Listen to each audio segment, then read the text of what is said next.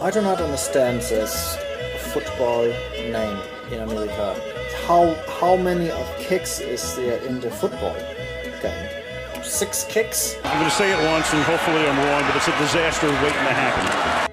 I love all of those things with the piggy skin and the men running around. So much screams and then a toss and then everyone is in a large hill. A star is born in the NFL. I like the moxie, but more importantly, I like the poise and the noise. Oh, what are you doing? You gotta be paping me. It's Jonathan Elway. He was so sassy and cool and, hey guys, I'm a cowboy. Bang, bang, sling, sling, toss, toss. I'm going to lose all the time. And then I win, and then he leaves as he wins. You cannot beat this. From Munich, Germany, the Broncos and Bratwurst podcast with Kevin Gillikin. Yes, I'm Kevin Gillikin, born and raised in Denver, Colorado, lifelong Broncos fan. I recently moved to Munich, Germany, but as they say, distance makes the heart grow fonder, and so I still love them and love talking about them, even though it's from across the pond.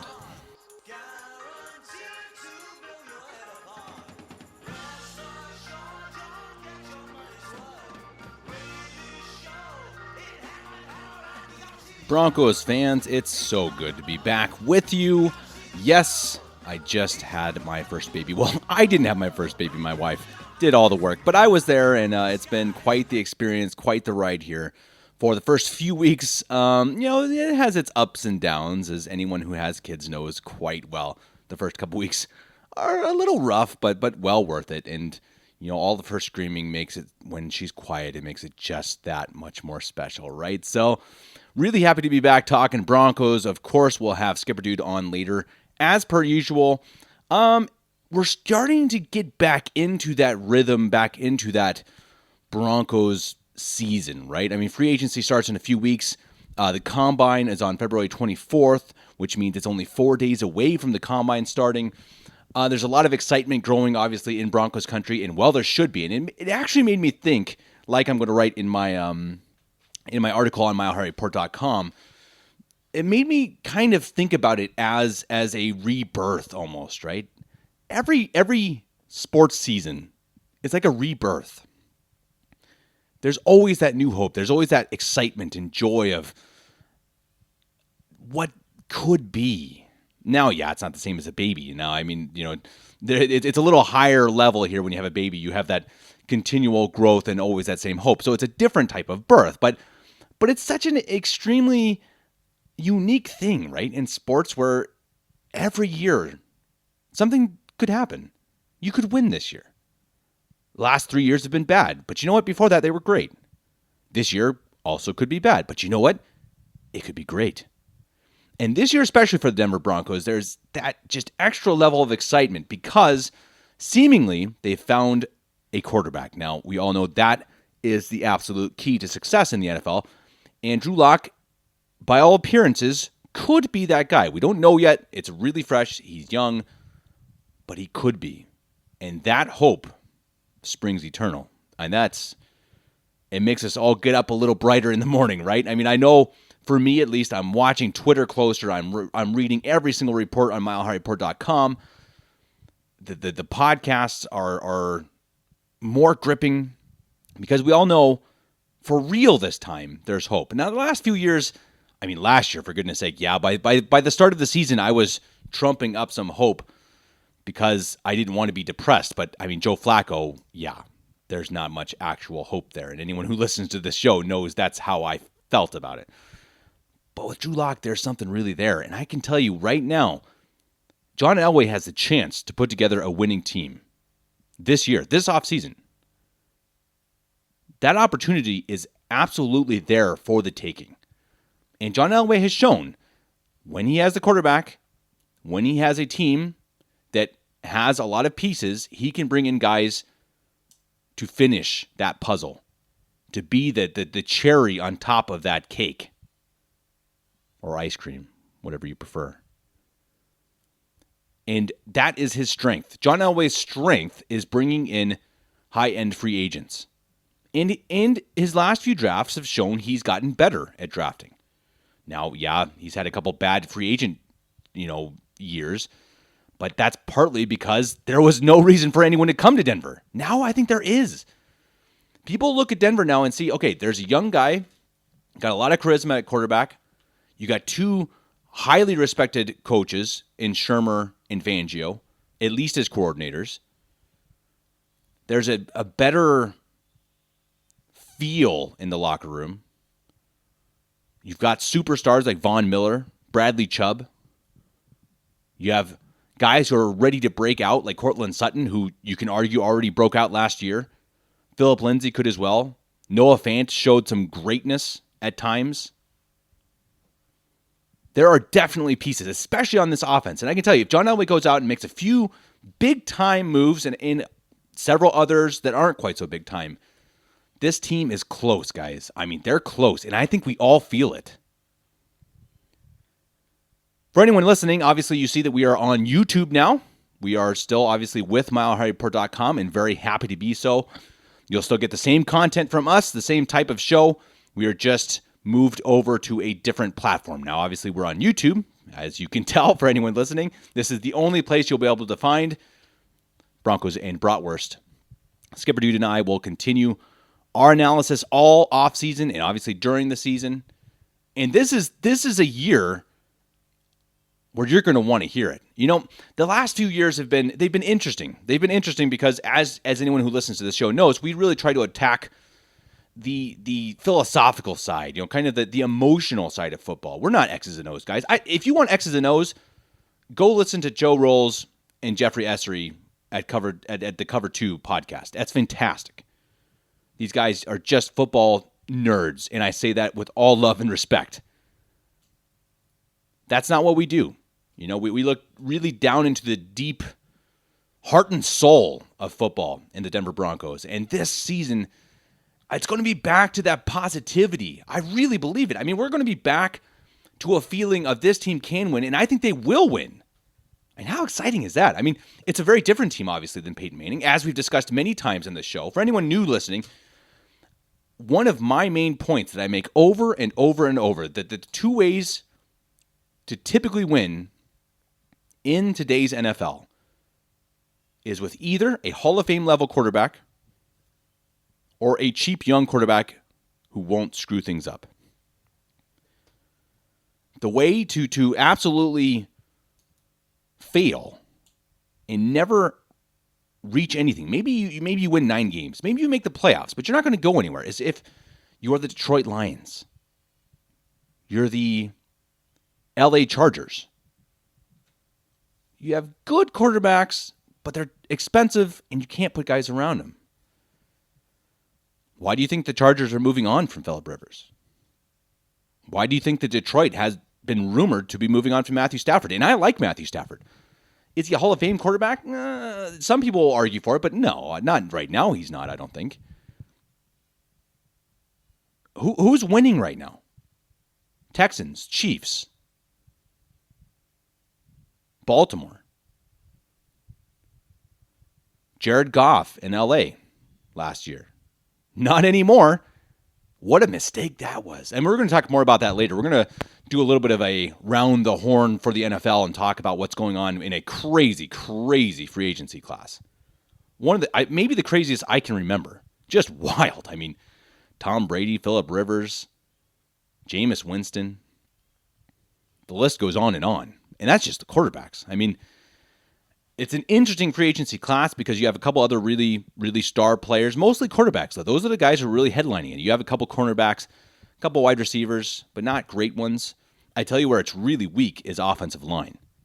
That's a whole nother topic. You know how I've been rough on Garrett Bowles. Everyone's been rough on Garrett Bowles. But I don't see him going anywhere this year. He's still under contract, and I tell you right now, you're not going to find anyone in free agency that's not just absolutely overpriced. I mean, even the guys the Broncos have already, McGovern, they're going to have to probably overpay him if they want to keep him. And there are so few options out there, you kind of have to keep him. I think you're going to see a very similar offensive line to last year if the Broncos can manage it. And it makes you really question what the Broncos do, obviously, in the first round of the draft. And that's something that we're going to talk over and over and over because nobody knows. There are tons of question marks, and as there always is for the draft. A lot of people are saying wide receiver. I really believe they'll go offensive line. Either they'll go offensive line at 15 or they'll trade back. I think they could trade down in the draft and then pick one of these wide receivers too. But I think they know it's a very deep wide receiver class. And that being the case, I think they're going to go offensive line. It just makes sense. That's what they really need. You need to build this offense up. Honestly, they could go defensive tackle. But I think you see with Fangio that I think he's going to rely on his coaching on defense. He's going to bring in guys who are not necessarily stars, maybe not draft that much on defense, and he's going to rely on his coaching staff and really try to bulk up that offense through the draft and probably also through free agency. Now, obviously, things could change if they go out and bring in a guy by trade like Stefan Diggs. Boy, if they bring in Stefan Diggs, oh my goodness. Stefan. Boy, here I am. That's a little bit of the bratwurst side. That's my German Stefan. I've been talking to too many Stefans here in Germany. But if they bring in this guy, I mean, just a great wide receiver. Maybe the best route runner in football. Put him alongside Cortland Sutton, Noah Fant, Philip Lindsay, hopefully getting more chances out of the backfield. Even then, if you drafted a wide receiver, maybe in the second round, mid-second round, who knows? Maybe it's Rager, maybe it's who knows who falls. You know, it's an amazing wide receiver draft, and you're starting to look at an offense that could be absolutely dangerous. Now, obviously, it all requires Drew Lock to continue moving forward, to not take a step back. We don't know if that's going to be the case, but I do love what I saw. The guy is not perfect. His footwork reminds me sometimes of Pat Mahomes. Iffy. I don't know if he has the pure skills and genius that Pat Mahomes does. And I think he's going to have to fix his footwork a bit. But boy, you watch him move in the pocket. You watch his arm. The way he controls the huddle. You have to love it. You have to. You can't not love this guy. It's like exactly the opposite of what I said about Joe Flacco last year. And I was totally right, by the way. I'm not always right. But boy, I was right this time when I said I did not like Joe Flacco's face.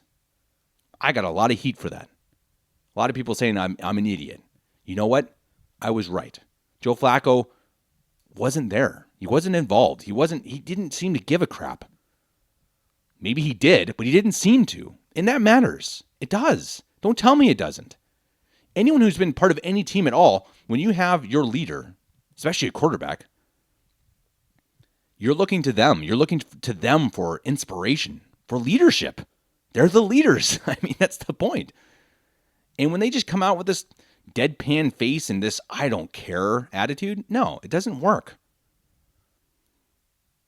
Now, Drew Lock seems to be pretty chill. I don't think he's a guy who's going to go and scream at dudes like Peyton Manning or Tom Brady. But he has this, this excitement, this young energy, this lovability. And I think his teammates have shown that they do love this guy. And so I think you can win, you can lead in two different ways in the NFL and in life. Respect or love. Now, the best is both. And that's what Drew Lock's going to have to work on through his career. Can he gain that respect? Can he be the guy who does fire up his teams, who does hold them to a different standard? We don't know yet. But he does have a first step down that his teammates do love the guy. They love the guy. And that's a very, very good and very big first thing to have. And that's not even mentioning the fans. The fans love him. I mean, the fans liked Case Keenum, right? The fans didn't dislike Trevor Siemian. But you don't love him, right? How many quarterbacks around the NFL do fan bases love? They love the guy. I loved Peyton Manning. Everyone loved Peyton Manning. You love him. His character, his leadership, how he acts on and off the field. There aren't many guys out there. There just aren't.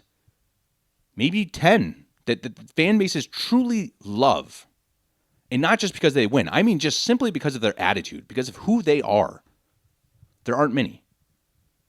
And I firmly believe Drew Lock is one of them. And that's something special. So if he can add that, if he can combine his lovability, his leadership, his attitude with the football skills that he has shown, at least in glimpses, I truly, truly think the Denver Broncos could have something special on their hands.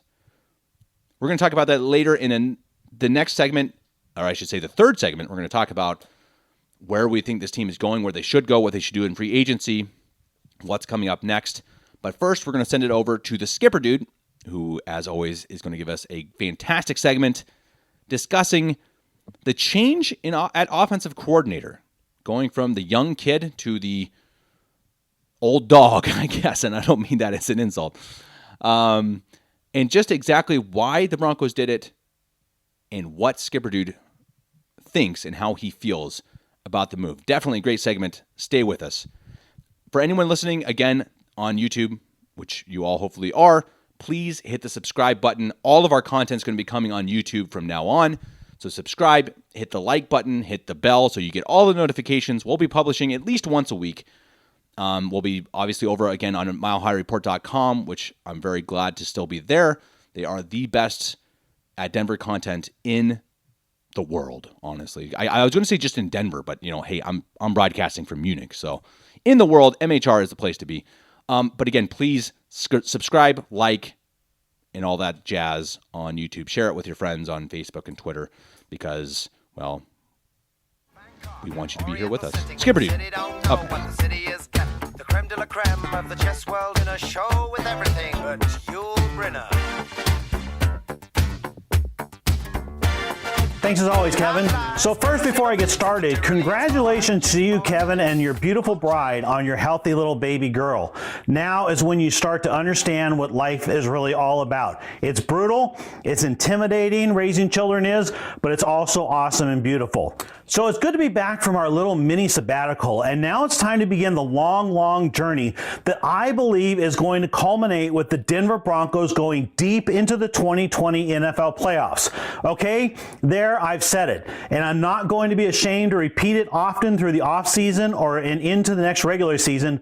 No, I'm not convinced that the Broncos are going to overtake the Chiefs next season or represent the AFC in the Super Bowl, but I am convinced that they're going to make the playoffs and win at least one playoff game in the 2020 season.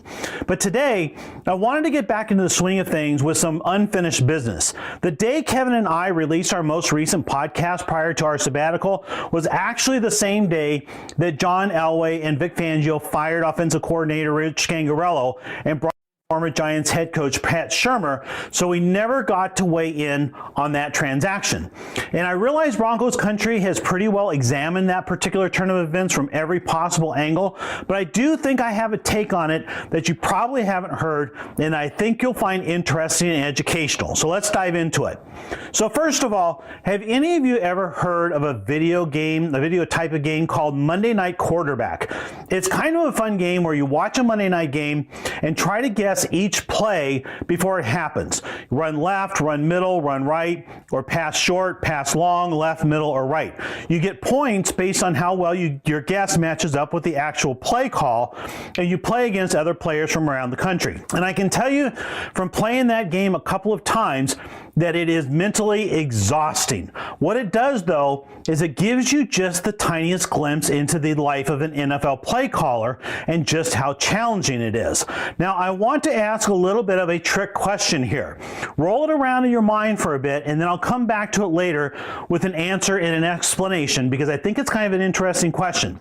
And the question is this: whether or not you've ever played Monday Night Quarterback, okay, the game challenged you to predict offensive plays before they happen. Do you think that game forces you to think like an offensive coordinator? Now, I'm going to give you a warning up front. It sounds like an easy question, but it's really not, and we'll get back to it in just a bit. So personally, I really found myself feeling two disparate emotions when I first heard about the Scangarello-Shurmur transaction. I know I was upset that we were losing Skangs because I've always been high on the guy, and I think he does have a bright future ahead of him as an NFL offensive coordinator. But I was also initially intrigued with Pat Shurmur, and as I've dug into the matter more deeply, the whole thing has really started to make a ton ton of sense to me, and that's what I'd like to explain today. So let's start with Rich Scangarello. Skangs, of course, by all accounts, is an extremely intelligent guy and really seems to have a genius-level football IQ. After he was hired last winter, you started hearing stories about the interview process when he and Elway and Fangio and a couple of others just spent hours upon hours talking football, and it was clear that Rich Scangarello had not only the football intelligence and raw IQ for the job, but also the personal drive and a master plan as an offensive coordinator. Okay, so far so good. And as you got into training camp in the preseason, I think it became fairly obvious that he was a good teacher. He had a very solid playbook. He had every intention of conforming his schemes to match his on-field talent, and even though he had no experience as an NFL play caller, he really seemed to have the goods as an NFL offensive coordinator. As we got into the season, though, you started to see some disturbing trends emerge. And I think Kevin nailed this one pretty early on, as did a couple of other local MHR contributors. Skangs appeared to do a very good job of developing a 10 to 20 play script to open games, which often helped the Broncos get out to nice early leads. But once he went off script, he just didn't seem to have an instinct for play calling that was creative or unexpected or anything that was going to stress an opposing defense. Think of week 3 in Green Bay or week 5 in LA against the Chargers, which the Broncos won but barely, or perhaps the worst example, week 10 in Minnesota. It felt to me, at least, looking at things in retrospect, that he got very overwhelmed with the mental aspects of play calling and tended to default to predictable vanilla plays. Now, as I learned in just a small glimpse of playing Monday Night Quarterback, offensive play calling in the NFL is like a chess match and a mental information superhighway built into one. It is absolutely brutal. In addition to simply deciding run versus pass, left versus right, and short versus long like I did playing a video game, a real offensive coordinator is having to evaluate personnel, mismatches, substitutions, injuries, game situations, your head coach's strategic game plan, and opposing schemes and tendencies. And you have to consistently get your next play call into your quarterback in time for him to make the call in the huddle, break the huddle, get the offensive in the proper formation, audible if he needs to, and then get the play off in 25 total seconds. It really is like an ultra high speed chess match, so it's no surprise that a super intelligent football guy like Rich Scangarello might struggle with applying his football knowledge in what must feel like a blender. Designing a great offensive football scheme and actually calling on game day are somewhat related, but in reality, they are very different disciplines. Now, Kevin and I both speculated during the season that the problem with the Broncos blowing first half leads and getting conservative on offense was Fangio tightening the reins on Skangs at halftime. But really, I think the signs were there from right in front of us that something else was amiss with Scangarello himself as a play caller, and the problem was not Vic Fangio. If you remember, right before the end of the Joe Flacco era, Flacco had a press conference and called out Skangs' play calling as being too conservative. I know I kind of rolled my eyes at the time. I mean, here was Joe Flacco talking about being too conservative, but looking back, I think Flacco was onto something. As the season rolled on, you started to hear stories about friction between Fangio and Scangarello, and of course, we all saw the hugely head-scratching play calls along the way, especially prior to Drew Lock taking over. I mean, the end-arounds to Noah Fant that got blown up by a defensive end every time they were called. He was rolling Joe Flacco to his right when it was obvious that Flacco had no ability whatsoever to throw accurately rolling to his right. He called for deep passes from the weak-armed Brandon Allen, and he had what seemed like a mystifying misuse of Emmanuel Sanders at times.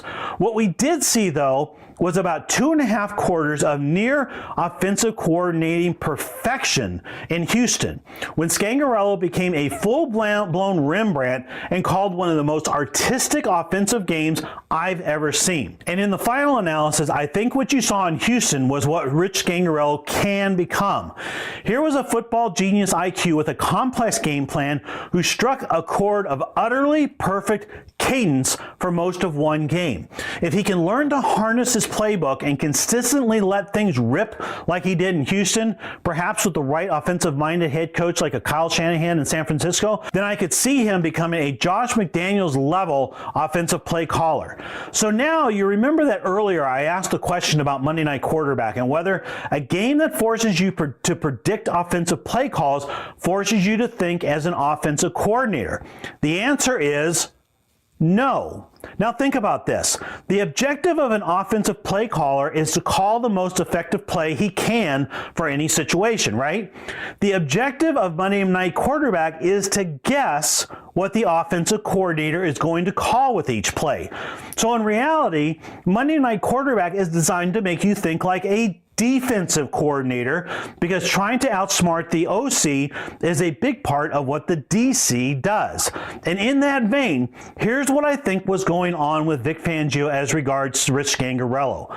It was no secret last year that any number of offensive coordinators around the league consider Vic Fangio to be one of the most difficult defensive coordinator to call games against, possibly even the most difficult. Why? Because Fangio is very clearly a defensive play calling chess master, a guru. Now, I have to tell a quick chess story that's really kind of funny. We have a good friend who is a Catholic priest from Russia. His name is Father Krysov. And in addition to being a priest, Father Krysov is a leading intellectual in Russia and is actually friends with Anatoly Karpov, one of the greatest chess masters of all time. Father Krysov is a pretty good chess player himself, so we asked him if he'd ever played Karpov in a game of chess. And he says in his broken English, no, because it wouldn't have been fun for me or interesting for him. So now, I've studied just enough chess to understand that these chess masters are an unusual breed. They can read a chess game like the rest of us might read a book. And within just a few moves, they're going to know instinctively who is a fellow chess master and who is just an amateur hack. So my theory is, week after week, Vic Fangio was breaking down the prior week's game film, and his defensive coordinator, chess master sensibilities were offended by Scangarello's lack of sophistication as a play caller. Ultimately, I think it's why Joe Flacco called Skangs out, and also why you heard about friction between Fangio and Skangs. Fangio, the chess master, regarded Scangarello as a hack and probably didn't want to invest the time it was going to take for Skang's play calling ability to catch up to his football IQ, which it eventually may or it may not. So, Pat Shurmur gets let go by the Giants and immediately starts drawing interest from other teams because he's had success as an offensive coordinator. But I really believe it went deeper than that for Fangio and the Broncos. I think the reason Fangio jumped on this so quickly, and technically, yeah, it was Elway who made the whole thing happen, but this whole transaction absolutely has Fangio's fingerprints all over it, is that he saw in Shurmur another chess master.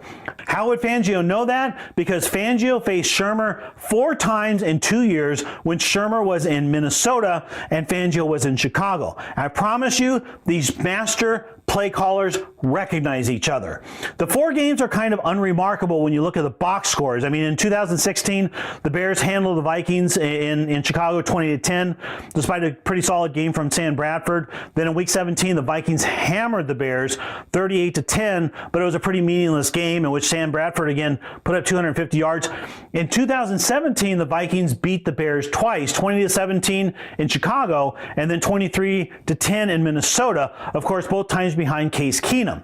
By 2018, when Fangio really hit his stride as the Bears defensive coordinator, Shurmur had moved on to New York as head coach of the Giants. So Shurmur went 3-1 against Fangio in the on-field battle of wits, but clearly those 4 games seem to have left an impression on Fangio that perhaps Pat Shurmur is a guy who has mastered that mental information superhighway of NFL play calling. So I think we've pretty much all heard the book on Shurmur by now. Good listener, quarterback whisperer, made Case Keenum look good, runs a fairly basic offense with lots of 3 wide receiver looks. Offenses are well coached, excellent play caller. Let me repeat some of that. Fairly basic offense. Offenses are well coached. Excellent play caller. Who does that sound like to you? That sounds to me like an offensive version of Vic Fangio. So what's really struck me about this change in offensive coordinator direction is that I think it represents a major step of rebuilding this organization toward Vic Fangio's personality and vision. It's going to be a team that mostly sticks to basic formations and playbooks that are much simpler than the behemoth playbooks that coaches like Mike Shanahan and Gary Kubiak like to employ. It's an organization that will play with discipline and with intelligence. The Broncos' sophistication will not come from extravagant game plans or blitz packages or trick plays, but rather with relatively simple game plans that are executed exquisitely by two of the best play callers in the business. On defense especially, their sophistication will be hard for us as fans to notice. It will come from guys like Justin Simmons and Kareem Jackson and Alexander Johnson working, communicating, and attacking plays together in a way that will be extremely difficult for opposing offenses to deal with. On big days from the Broncos defense, it won't look so much like this Broncos defense is dominant as it will look like opposing offenses are more impotent. On offense, the sophistication will come from Shermer and Locke keeping safeties and linebackers honest and exploiting mismatches at the skill positions, something Rich Scangarello had promised last season, but just couldn't really pull off in real life. And I think that for the first time since 2015, the 2020 version of the Broncos is going to have a persona, a personality. Talented, perhaps a little something above league average, but not in the upper echelon of talented teams like the Browns or the Vikings or the Chiefs. Speed, yes, they'll have some speed, but I don't think they'll be known for it. Power, yeah, they'll have some strong skill players like Noah Fant and Cortland Sutton, but they won't be noteworthy for strength either. But this team's personality is going to be as well disciplined aggressors. An offense not afraid to take shots downfield, especially when a defense's safeties are cheating up for run support. A defense that is probably about league average in yards allowed, but top 5, if not even top 3, in forcing turnovers. And a head coach that will make a regular thing, I think, of going for it on fourth down once he's convinced that his OC will make good calls on fourth down more often than not.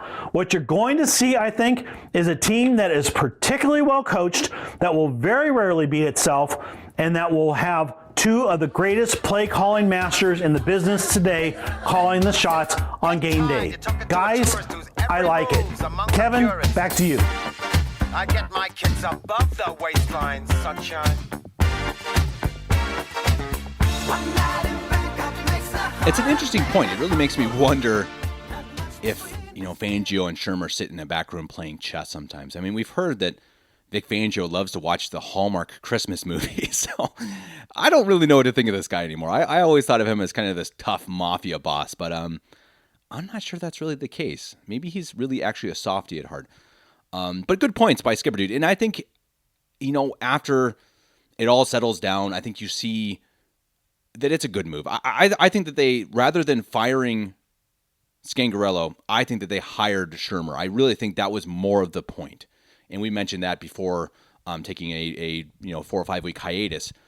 But I think that they saw a chance to bring in a guy who could take over the offense, and Fangio just would not have to worry about it. Because Fangio, you could tell, he said openly he was not always on the same page with Scangarello. They're both rookies. And that was probably a mistake from John Elway, that you don't want to put a rookie coach who's running the defense, really, with a rookie offensive coordinator. And I think Elway now has learned that. Fangio had enough on his plate that he couldn't go and tell Scangarello, hey, bro, don't be so conservative, man. He wanted to just be able to trust him, and we saw that caused issues. It caused friction.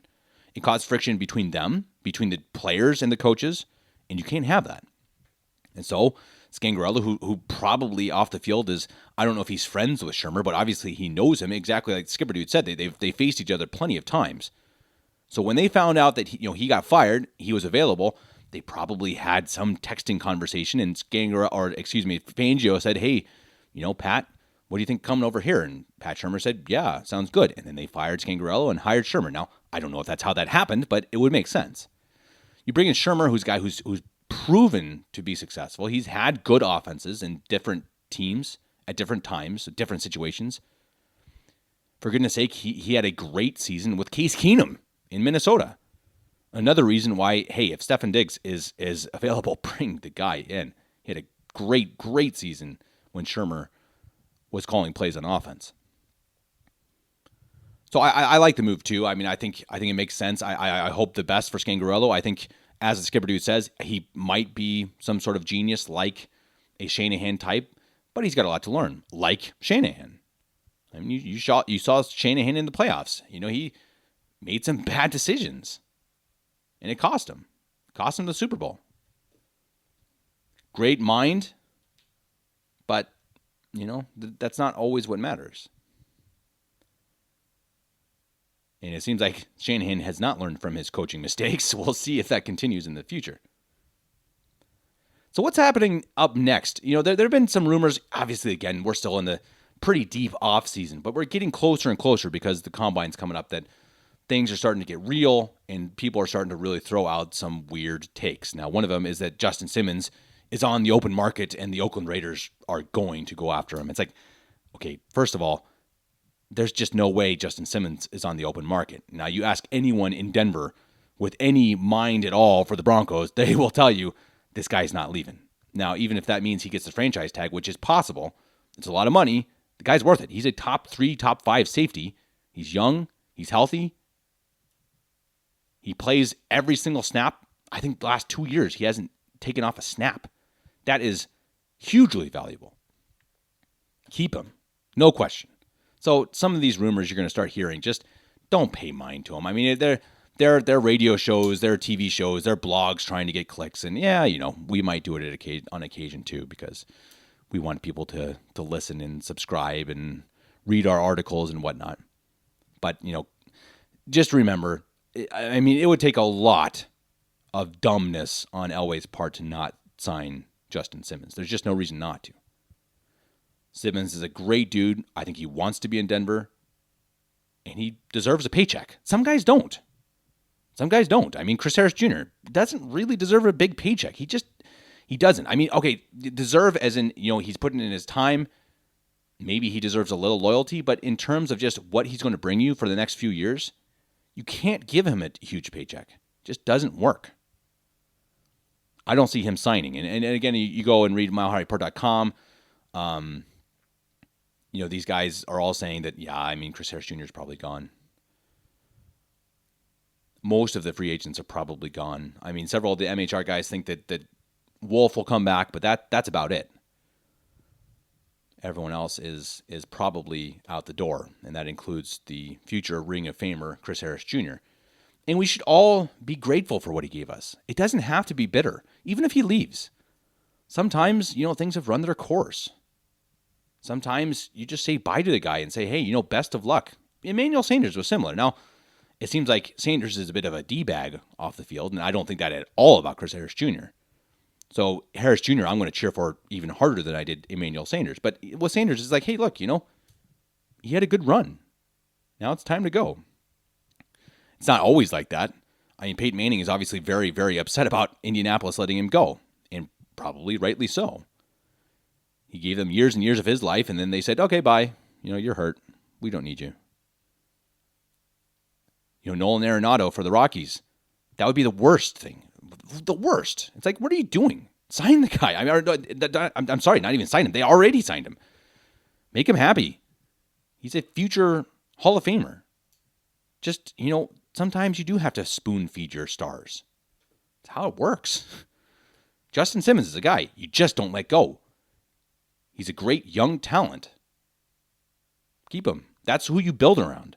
You don't want to be like, I don't know, these teams like Miami or Detroit who say, hey, look, we're going to rebuild because. So let's trade Darius Slay, who's a really good, pretty young cornerback. Why? I mean, why? What are you trying to get? I mean, okay, you're going to get a draft pick and get a guy who is maybe as good as Darius Slay? Doesn't make sense. When you have guys who are young, they fit your system, they stay healthy, they're good dudes, no way you let them go. No way. So enough talk about Justin Simmons leaving. If I'm telling you, if Elway doesn't sign him, I'm going to be ticked. And I know Denver Broncos country is going to be ticked. Better not happen. But as we said before, the time is now to win. It is. I mean, for the next 3 years, Drew Lock is going to be getting paid really pretty much a base salary. Right now, I think it's like $1.5 million. Jared Goff's getting paid something like $35 million this year. Keep that in mind. Drew Lock's getting paid nothing. And it's the same with a couple other guys. Cortland Sutton, Bradley Chubb. Now is the time to win. Now is the time to, hey, look, when they cut Joe Flacco, which they will, and a couple other guys, Ron Leary being one of them, they could end up having around $80 million. The last time we wrote on Mile High Report, we talked about that, and it's been covered ad nauseum. So there's plenty of money. Broncos need to go out and make some big-time moves. And they can. There are guys available. I mean, go read Joe Rolls, again, on milehighreport.com. He had a list of 6 guys that he wants them to bring in. He didn't have Chris Jones as one of them because Chris Jones is a restricted free agent, but he may not be brought back by the Kansas City Chiefs because the Chiefs are out of money. So Chris Jones could be there, and if he is, oh my gosh, bring him in. Expensive, yes. Game changer, absolutely. Joe Rolls also wants Byron Jones, a cornerback coming out of Dallas. Dallas, again, having money problems because they're going to have to spend big money on a quarterback after they just spent big money on a running back. Oof, big mistake. It's something that, unfortunately, Broncos fans are going to have to come to grips with, that Lindsey is likely not going to be here for a long time. You just can't pay them that second contract. It's not worth it. I mean, maybe for a guy like McCaffrey, who's shown that he's really, really consistently healthy, but even then, it's a risk. It's a huge risk. They're too often banged up. Look at Gurley. Look at David Johnson. These guys got paid millions, and they're washed up. They're done. And their teams are totally in the doghouse. They're totally behind now because they've spent most of their salary on a quarterback and a running back. Okay, Arizona not, because they have a rookie quarterback, so they may slowly get out of it. But you can't make that mistake. Go spend it on studs, on the defensive, offensive line. Go get Diggs. These are game-changing players. Byron Jones, heck yes. Yeah, you got to spend $10 million on Schobert, the middle linebacker from Cleveland. Do it. Todd Davis, move him to special teams. I don't dislike the guy. He can thump people every now and then, but he can't cover. I mean, this free agency is going to be wild. I'm so excited. I mean, that begins, if I got the date right, I looked it up, it was March 16th. I'm going to be glued to my Twitter screen, no question. And again, definitely follow everyone on milehighreport.com. Not only do they have the news, they have absolutely in-depth breakdowns of everything that happens. So stay right here for all of that. You can follow me on Twitter at Kevy Gillikin. That's KEVVYGILLIKIN. You can also find the Skipper Dude on Twitter as well, with always good takes, interesting takes. As always, we try to mix it up a little bit. We don't want to just repeat what everyone else is saying.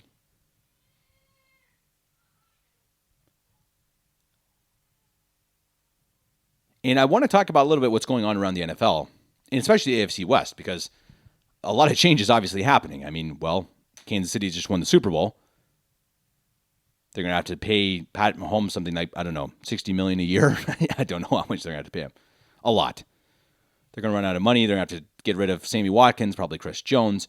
They're going to at least take a step back. And I've said many times, I think Pat Mahomes is beatable. He is kind of an Elway-esque type player. He's going to win you a Super Bowl or two. He's going to. He's just that freakish. But boy, he makes some crazy bad throws, He gets really lucky sometimes. He really does. And someday, those mistakes are going to come back and get him. But he's also going to win a lot of games. That's just the simple, unfortunate truth. Now, obviously, the LA Chargers are without a quarterback. Phillip Rivers has moved on with his 9 children, moved back to Florida. No one really knows where he's going to end up. I think Melvin Gordon, his former teammate, says he thinks he's going to end up in Indianapolis. It's got a similar offensive scheme. They're looking for a quarterback. They're one quarterback away from being a really good team, or they think they are, at least. So that would make a lot of sense for Phillip Rivers to go to Indy. The Raiders obviously still have Derek Carr, but there's a lot of rumors going around that Tom Brady's going to end up in Oakland. I just don't see it. I don't see it. I don't know. I mean, I think that rumor I heard was started by Larry Fitzgerald's dad. Good for him. He's a reporter. But I don't know. Can you imagine Tom Brady in Oakland? I mean, yeah, they got Josh Jacobs, but I mean, they don't have that much there. I mean, you'd have to totally rebuild that offense. Gruden and Brady, yeah, I don't know. Maybe it could work, but it just doesn't. It doesn't fit to me. I mean, I don't think Brady in Vegas really works. Now, what does work is Brady in LA. And this is where I'm going to take my hot take of this show. And this is something that no one is talking about. I've never heard one person mention this. Maybe someone has, but I haven't heard it. I think if I was a betting man, I'd probably say Tom Brady ends up back with New England. Probably. I wouldn't bet on him going anywhere else. I don't know why he would unless he's just totally ticked with Belichick and vice versa, which is maybe the case. But if he doesn't go back to New England, I think he ends up in LA. Now here's the twist. I don't think he ends up with the Chargers. I think he ends up with the Rams. I think the LA Rams, Sean McVay, their owner, Stan Kroenke, just is building a brand new stadium worth, billions in LA. They need someone to headline that show. It's not Jared Goff. It's not. I don't know who in their right mind signed Jared Goff to that monstrous contract. Just brained it. And I said that way before it happened. I was like, if anyone re-signs him to a huge contract, they're out of their mind. He's not that good of a quarterback. He was, he's got a decent arm, and he's good at making decisions as his head coach is telling him what to do in his ear. I mean, if you watched, what was that show on Amazon? I don't remember the name of it, but it's behind the scenes, and it was the first year, I think it was still with Jeff Fisher, and Jared Goff came in, and he was terrible. Now, part of that's because Jeff Fisher is one of the worst coaches of all time. But Goff was terrible. And every time you listen to him talk, he just wasn't the brightest bulb in the shed. I'm not saying he's an idiot. I'm not saying he's dumb. But, he doesn't spark any type of wow, that's my guy. This guy, wow, this is my future quarterback. He just doesn't. No way. And when they got absolutely destroyed in the Super Bowl by New England because Bill Belichick said, okay, tell you what, we're going to make Goff beat us. And he couldn't, not even close. Now, is another team going to, take on his salary? I think you could get it. But I think LA likely trades him and eats some of his salary. I mean, trades him to, I don't know who, Tennessee, Indy, Tampa Bay. Someone would take him, especially if LA eats part of his contract. You bring in Brady, you pay him, a little more than New England's willing to pay him. Brady's out of New England. He's got a really bright head coach with a solid core on offense and defense. He's in LA. He's got an owner who wants something big, something grand to start things out with. You heard it here first. No one's talking about it, but I think Brady is going to try to surprise people if he leaves. It's not going to be like, yeah, cool, Brady ended up in Oakland. I mean, not Oakland, geez, Las Vegas. No, come on, no. I will gladly eat crow if he goes to Las Vegas. I'm calling the shot. Brady, LA Rams 2020. And if I'm right, you sure as heck better subscribe and hit that little bell so you hear every single show of Broncos and Bratwurst, because we ain't going anywhere, and we have hot takes like that all year long. I think that's about all I've got for you. Interesting offseason so far. It's just going to get crazier. We're going to talk next week more and more about who's available in free agency, who the Broncos should focus on. I think Skipper Dude is going to go in a little bit on the offensive line and talk about who they need to keep, what the scheme and idea should be moving forward with the offensive line, and really what this offense should look like. What is the goal? What is the grand scheme with Drew Lock? And I think with Pat Shurmur, with Vic Fangio, you have a coaching staff that I really actually believe now they're not going anywhere. This is the Denver Broncos coaching staff for the next few years. They have their coaching staff, they have their quarterback, and now they just need to add those extra pieces. And I truly think John Elway is one of the best in football at doing so. Here we go, Broncos. Cannot wait for more. Come back next week. Subscribe, like, follow, share, all that jazz. And then we will talk to you again next week. Peace.